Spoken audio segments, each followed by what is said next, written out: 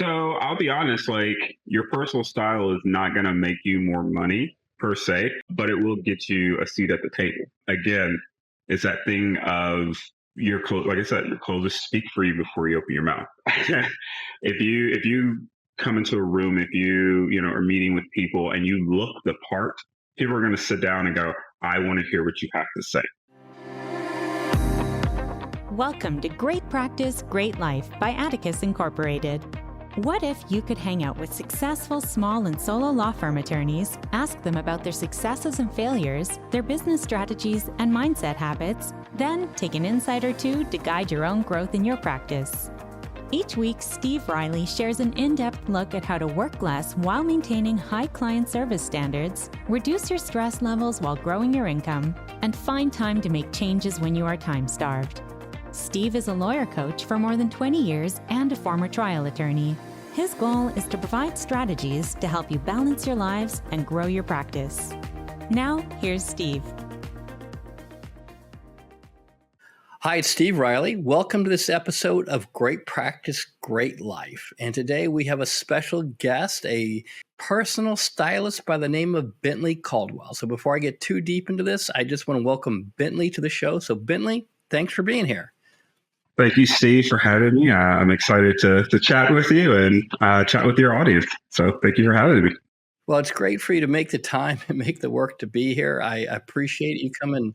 Highly recommend and highly referred. But before we go too far, could you spend a few minutes and explain to an audience exactly what you are as a professional? Like, what do you do? How do you help people? Yeah.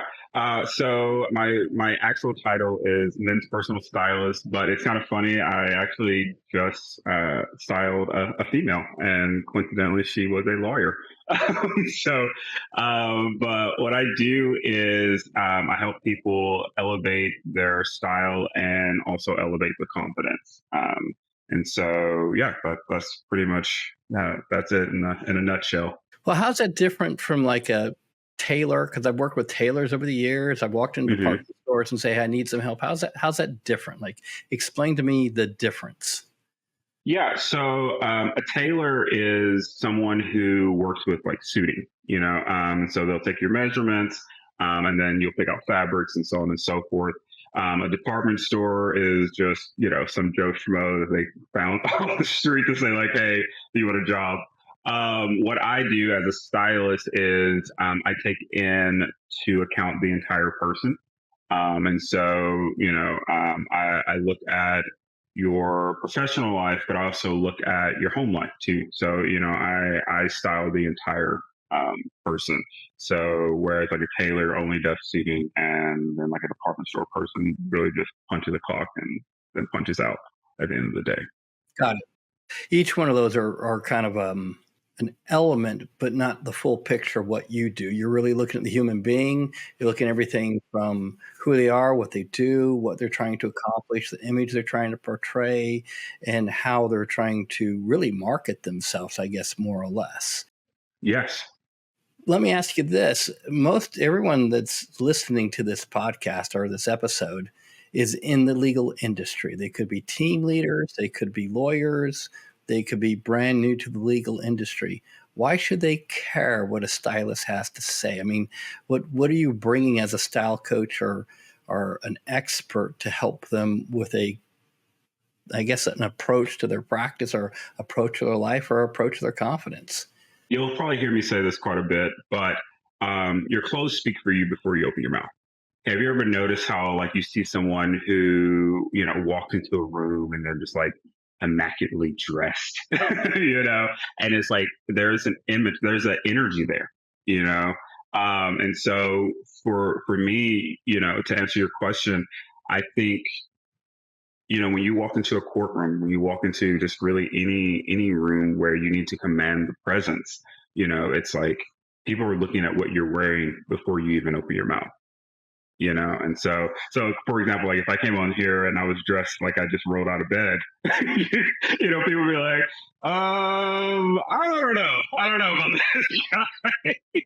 So, and it's the same thing, if you walk into a courtroom like you just rolled out of bed or your clothes are all slouchy, you're going to kind of want to know like, oh, should I take this guy serious? Should I take this woman serious or not? So Well, it's interesting because from my perspective, like when I think about my wardrobe, I never about it from a style perspective. I always think about it from a function perspective. Like I don't want to think about it too much. I'm kind of like the guy that would be, if you came to my closet, you would probably make fun of me because it's like we're animals for men.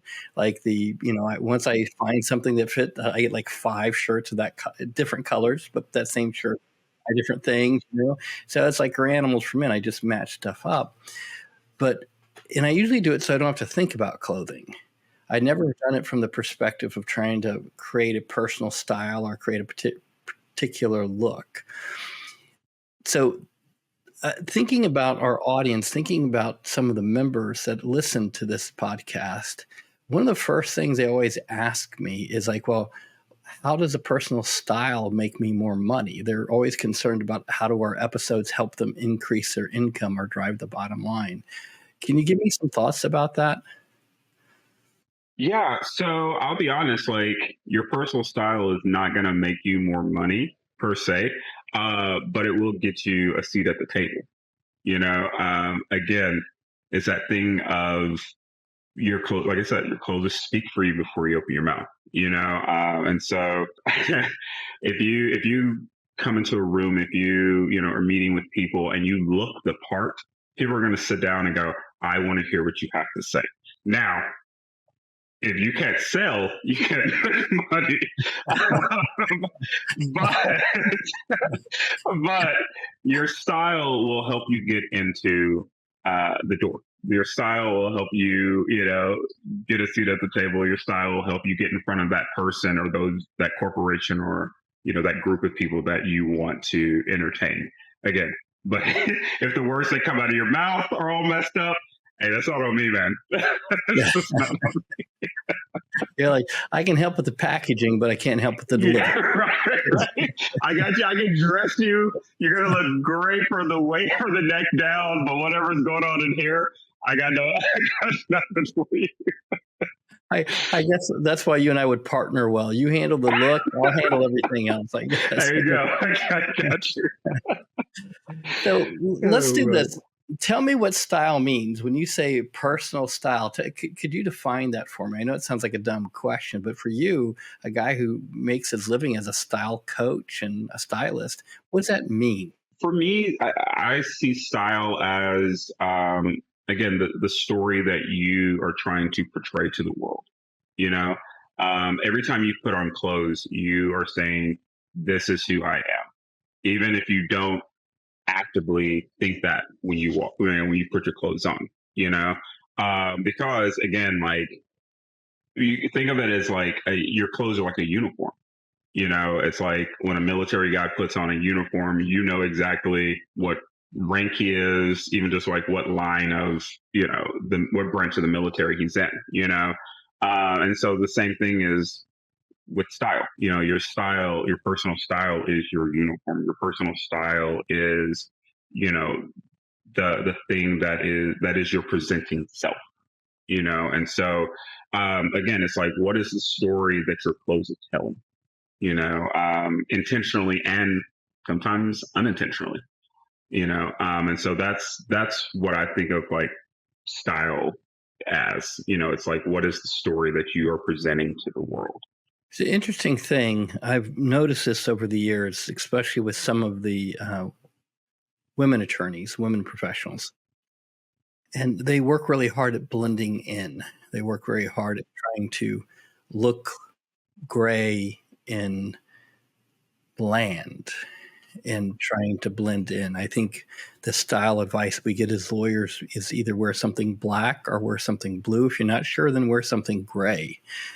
So when you talk about projecting who you are, what are some of the ways that, for example, if you're working with me, what were some of the questions you would ask me to help me think about the style I want to portray or how I would like to give a different image than the one that I'm currently giving? Because either way, as I'm listening to you, you say something very insightful, which is either way, you're conveying a message by what you wear.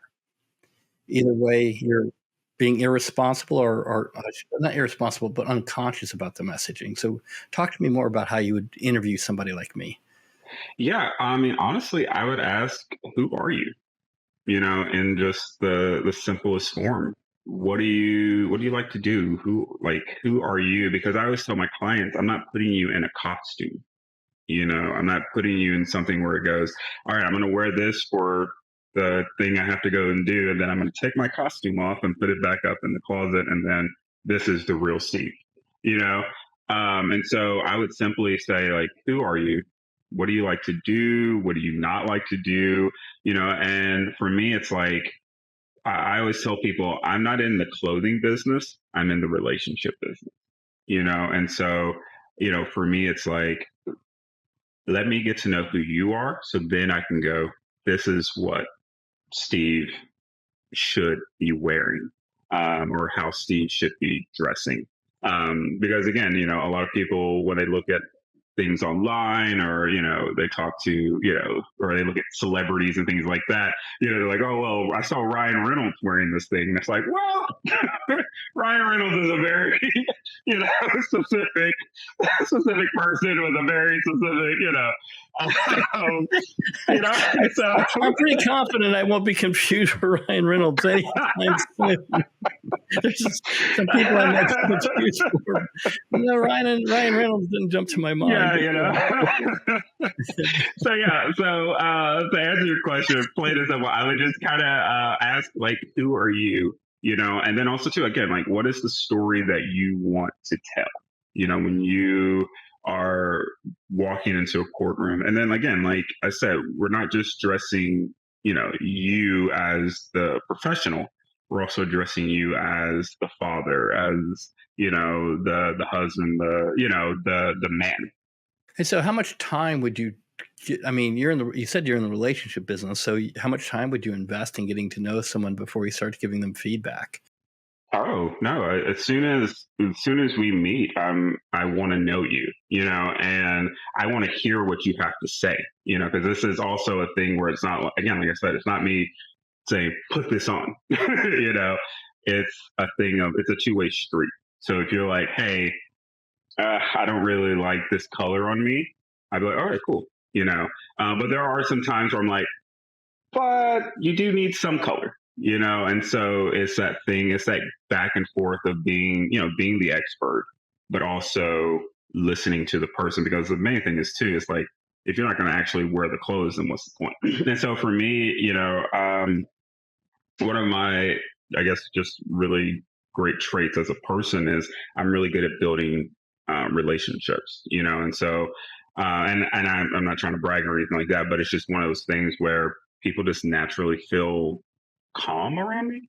And so for me, I really strive to make that a thing where it's like, hey, like, this can be a thing where, like, it can be uncomfortable. You're literally like opening up yourself to be like, hey, I don't like the way I look, or I want to feel more confident, or yeah. I would imagine it opens up a whole Pandora's box of emotional issues. I mean, just for me, as I think about it, where you're uncomfortable about weight, where you're uncomfortable about hair, where you're uncomfortable about not understanding or having a sense of style. All those things are difficult.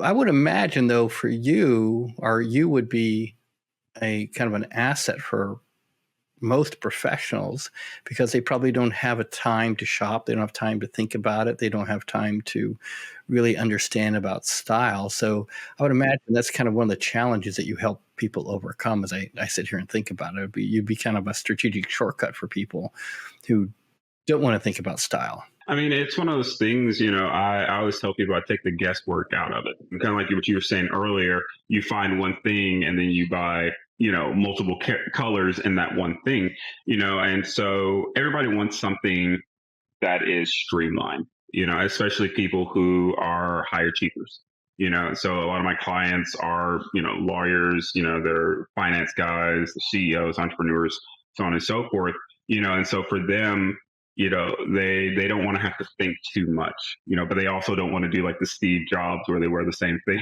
every day, black turtleneck and New Balances. And so for me, what I do is, again, like I said, I take into account the whole person, but I also try to just make it as easy as possible where you can literally close your eyes and just pick clothes out and it all works together. Hey, Steve Riley, I just want to remind you, if you haven't registered for the summit, now is the time. Last year, the event sold out, the hotel sold out, and if you're not one of the first people in, you may not get to go. So it's November 14th and 15th, and I love the summit because we pull all the Atticus members together, whether they're working one-on-one, they're in a group program, no matter where they're at, we all get together, and we have kind of like this giant family reunion where we share cutting edge strategies, we learn from each other, we learn from innovative thinkers, and we have a great time. It's a 2-day event, and it's all about you getting inspired, you learning innovation, and you taking ideas and learning how to turn them into invoices. Ideas are only good if you can make money off them most of the time. So you want to take an idea and implement it. So day 1 is all about inspiration. Day 2 is about how to apply that inspiration in your practice and in your life. This year we have 3 fantastic speakers. Max Bogavier, who is going to talk about his thinking around his book, Genius Foods, his podcast, Genius Podcast, all about how to improve your cognitive function. We're also going to have Mike Michalowicz with his new book, All In. It's going to be focusing on how you can build and scale your law firm team. And one of my personal favorites, Robert Rose, is coming back. In fact, I think Robert is the first speaker we've ever brought back for an encore performance. Robert's going to talk to you about how to use content marketing to harness the brand of your law firm. How do you take content marketing and use it to get more better clients? It's an incredible opportunity for you to learn how to improve your brain, how to improve your team, how to improve your marketing. And those are just 3 of the keynote speakers. So I put some information in the show notes below. Click the link, register. I hope to see you there.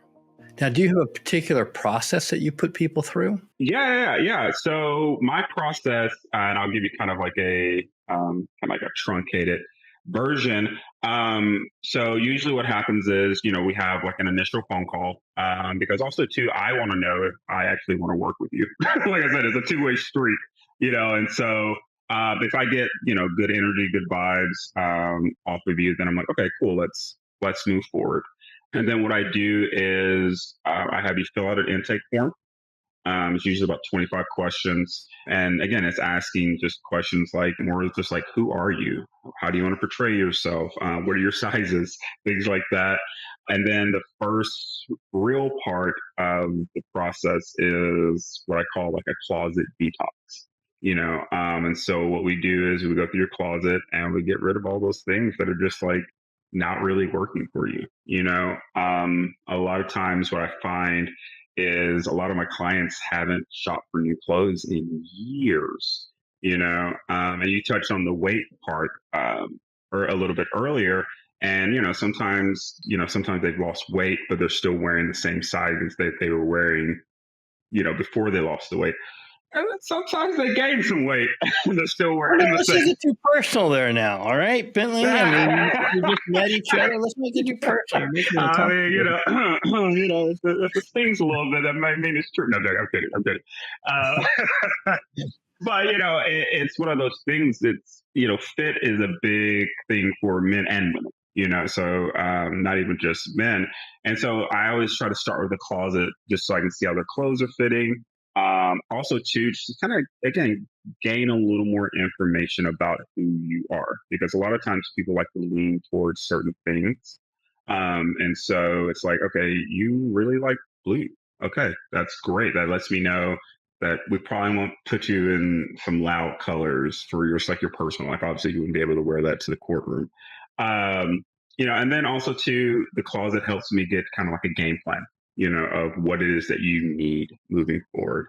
And then the second part of the process is we go shopping and we build out your wardrobe, So, and then what I do at the end is I put everything in like a little digital style book. So that way you kind of have like a little reference guide and stuff like that. So let me get this straight. So the detox process sounds to be the most stressful for me because you're basically, and how do you do it? Do you actually physically go to somebody's house? Do you do it via FaceTime? How do you do the detox? Yeah, so I'm located in Nashville, Tennessee. So if you are in my area, I go physically to your home. If you, I have a lot of out of town clients as well. And if you are not, then we just do like a Zoom or FaceTime kind of thing where, we just prop up your camera, prop up your phone or whatever. And then, we just go through your closet. It's always interesting because in the beginning, it is stressful for the person. And then what happens is they start seeing that, like, holy crap, I was wearing the wrong size. I've been wearing the wrong size for 15 years, and they start going, okay, I don't want these clothes anymore. I don't want this. And so what ends up happening is after a while, they're like, here, just take it, and oh, hey, I got this closet. I have another closet. You want to look through that too? Or I got these bins, do you want to look through those? Because what people don't really realize is your clothes hold memories, you know? And so it's like right now, that blazer or the polo that you're wearing right now, you can tell me exactly where you were when you bought those items, I can tell you, I definitely can tell you where I got the blazer. I can't tell you where I got the shirt because my wife got the shirt.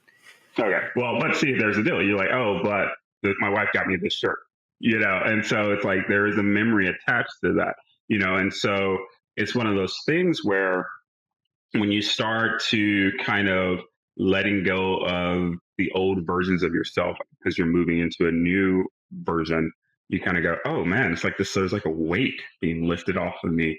And then you can't go back to the old version of you, and so you're just like, get it out of here.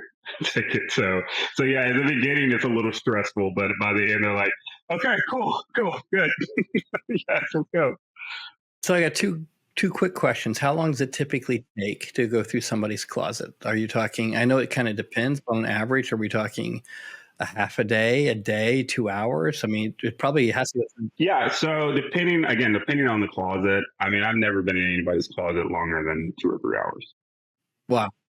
Yeah. Like, because it is not even like a swift, like, I'm not like, get out of all this, get rid of all of this.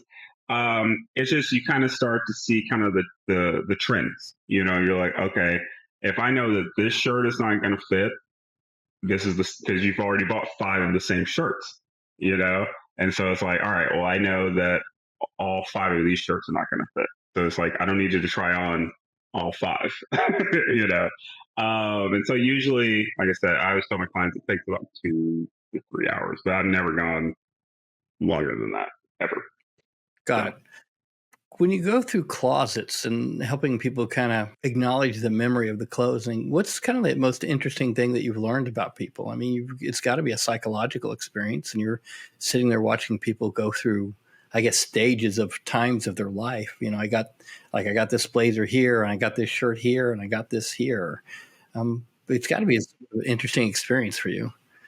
Yeah, I mean, it is one of those things, like that phrase of cleaning out the closet. It is real, For me, I always tell my clients you get three vetoes. So if there's something where you're just like, I really love this piece and it's like ill fitting or it's old, because a lot of times with guys are like, this is my wedding suit. I'm like, okay, I'm not going to throw out your wedding suit, even though you got married 30 years ago, but it's like, okay, cool. I get people who, play like varsity sports and they're like, hey, like, this is my football jersey from when I was in high school. And it's like, yeah, there's a sense of nostalgia there, and so for me, it's like, no, definitely hold on to those things, hold on to the things that mean something to you. I'm not one of those people where I'm like, well, who cares if those, again, like, that's your wedding suit, get rid of it. Like, I'm not a heartless jerk. But for me, it's one of those things, like, for example, like if you have a suit that you bought when you first started your practice, right? And you're like, this is the first suit I ever had. Like, I'm not going to be like, well, dude, get rid of it. Like, you were in your 20s or however old you were. No, it's like, no, that's your first suit. I have stuff in my own personal closet that I'm like, oh, I bought that when, I graduated from college.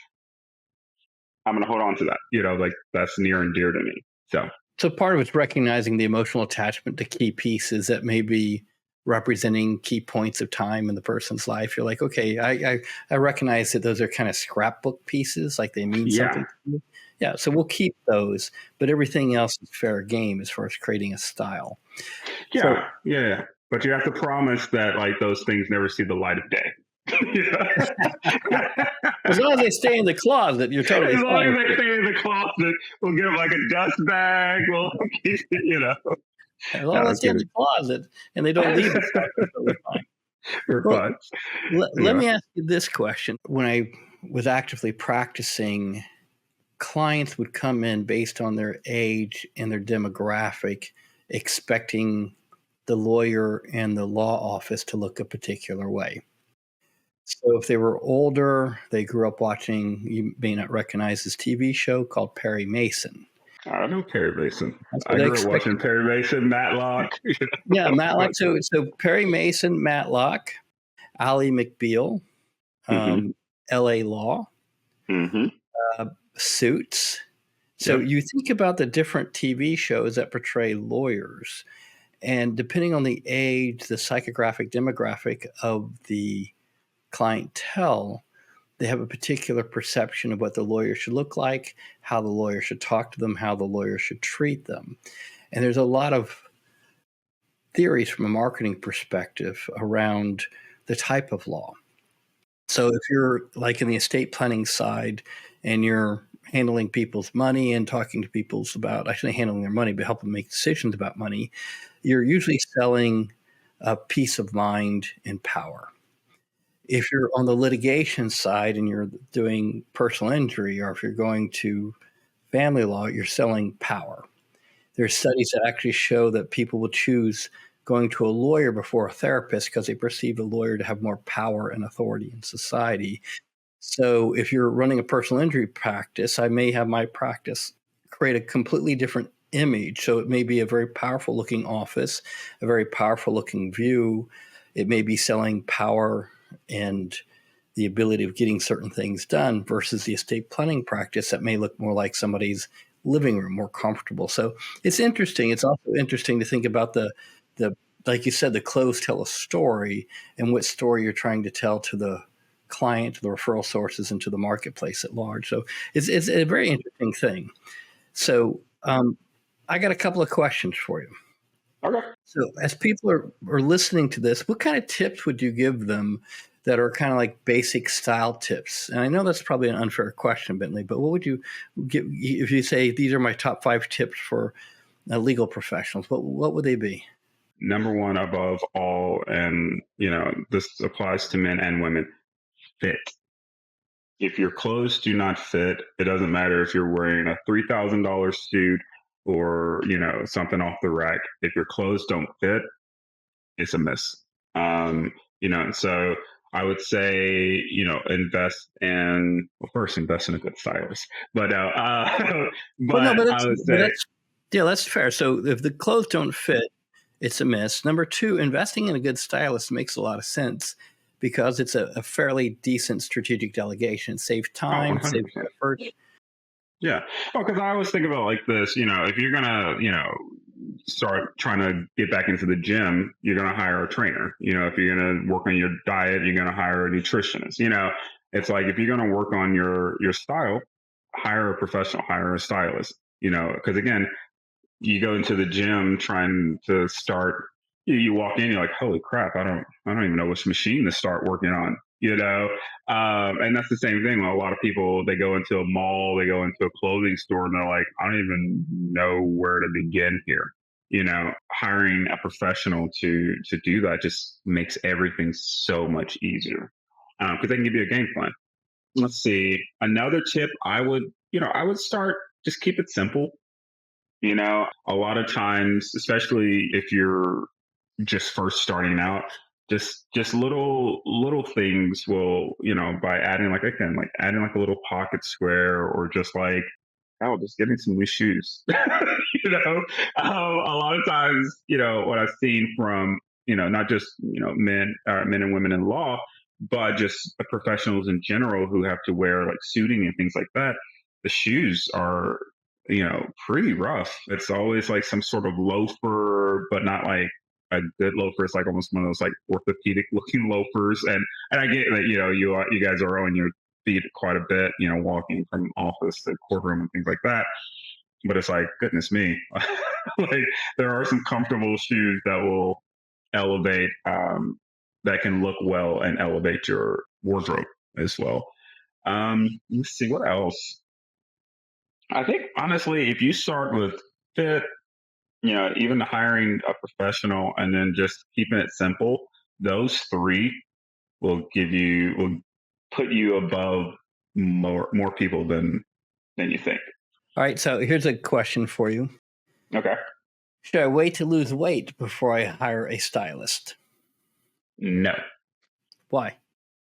I always tell my clients we dress the body that you have, because a lot of times people will go, oh, I need to just lose like 5 more pounds. I need to lose just 5 more pounds. And it's like, you've kind of been trying to lose those 5 pounds for, 3 years now, and it's like, let's just go ahead and just dress the body that you have. And then you go, okay, cool.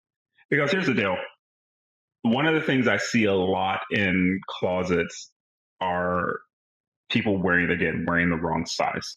And I think a lot of people who are self-conscious about their weight, because some of my clients are like older, so they have like a midsection. And for those clients, what they'll do is they'll order a bigger size because they're like, well, it won't show the midsection. But what it ends up doing is it actually makes them look bigger because they have so much more fabric hanging off their body, And so I always say, let's just go ahead and get you in the right size because it's actually going to make you look slimmer. So, because I had a client who was wearing double XLs because he was, I got this midsection or I got this, that, and the other. And when we went and shopped, he was actually a large. And the large did not accentuate his midsection at all, And so I always told people, I support you in your weight loss, but let's go ahead and just dress the body that you have, because what'll happen too is you'll get more confident, and so then you'll be like, okay, cool. I want to keep working on my body because I love the way I look now just in these clothes. And then you just keep kind of going. But, if you're trying to work out and then you go and put slouchy clothes back on and you look at yourself in the mirror and you're like, oh God, I still look terrible. It's not going to motivate you to keep working out. Yeah. It's not exactly a virtuous cycle. So I think it's a good argument. Just dress the body you have and improve confidence, and that may actually cause those 5 pounds to start to move off, I guess. So Bentley, I would imagine with the work that you've done, you've had some really amazing outcomes in people's lives, like transformational outcomes. As you think about it, what's one of the most surprising or shocking outcomes that you've experienced as a stylist? When I started doing styling, my goal was one, yes, to help, because again, I do primarily men. One of my goals was to help men, look better. But the kind of like underlying, like Mr. Miyagi, wax on, wax off was, to help men just be better men, that way, because, it's a trickle down effect, if the man feels better and is more confident about himself, then he's a more confident, husband, he's a more confident father, he's a more confident professional, and so on and so forth.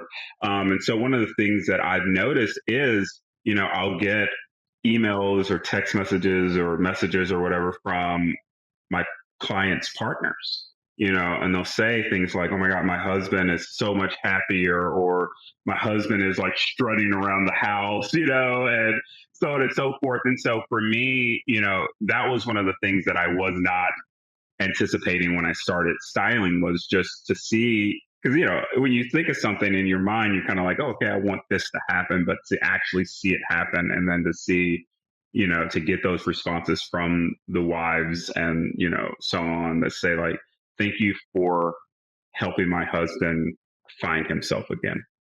He is just so much happier. And then some of the things too, for like all my single guys, a lot of them have ended up in relationships. So, I had a client who actually just got engaged. So I'm not saying, again, you answer that kind of question about, will having better style make you more money? Okay, I'm not also saying that having better style will get you into a relationship, but it'll open the door. So it'll get you a seat at the table. Improve the odds, right? You're like, I can prove the odds. The odds will forever be in your favor. No, and it was funny because when I first kind of started out, I used to say that I was like a real life pitch. That movie with like Will Smith, where he's helping Kevin James get into a relationship. So yeah, so that's like that interesting byproduct of what I do. Is just like, again, like the confidence boost that kind of trickles down into all the other aspects of people's lives. Well, it's fascinating because the whole purpose of our podcast is to encourage people to have a great practice and great life. And it sounds like you, being a stylist and a coach, help people improve their confidence, which of course gives them a greater practice and greater life. All right. So I'm going to get one quick piece of style advice from you. You ready? Okay. All right. Let's do it.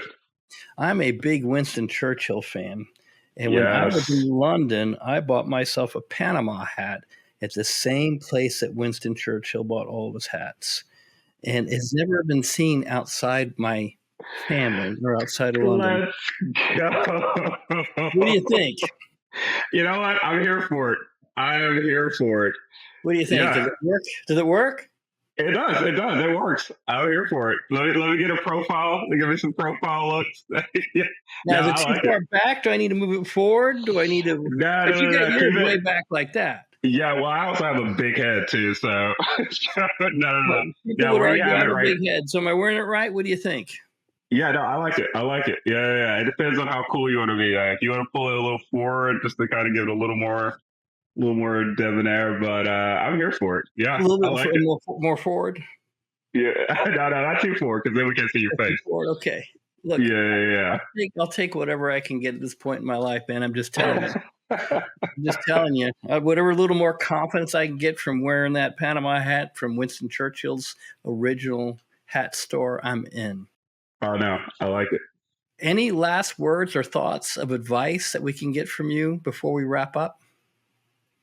Yeah, I would just say, again, just keep it simple. I always tell my clients, elevated simplicity is the way to go, and what by that, I mean, you don't have to be super gaudy with what you're wearing. You don't have to have all the name brands. And, if that's what your thing is, then go for it. But it's like, if you like wearing, when you're not working, jeans and a t-shirt, then just wear a better pair of jeans and a nicer t-shirt. And so I just always just say, just keep it simple, go with elevated simplicity. And then just, again, always ask yourself, what is the story that my clothes are telling?